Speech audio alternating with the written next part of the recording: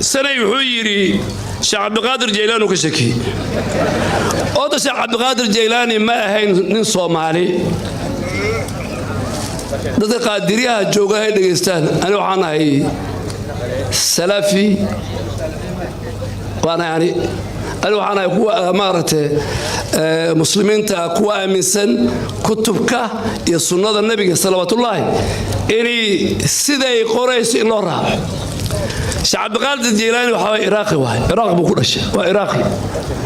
لكن حرب بدن وكتجي دقا قرن وحاجر جرينين أسا كوس يودي جري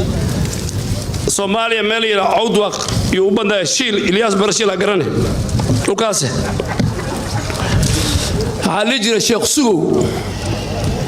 مركا حتى كورا هو يا وبين تجسا يحاس كورتورة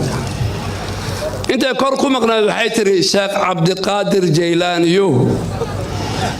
اجي سو نقطي يحصل واتوره مرات مقا waxay aragtay sheekh Abdul Qadir inuu shaqeynay waxay tiraahday sheekh sugo way tiri sheekh sugo kii marka Soomaaliga ah eegaasu banaanku tuura baxday kii sheekh sugo ugu baxsasamo waxay ordaysay taqriiban 200 kiiloomitir inay soo aado qabrigii sheekh sugo oo meel la yiraahdo meelaha Cawdwaaq Central Soomaaliya ku yaalo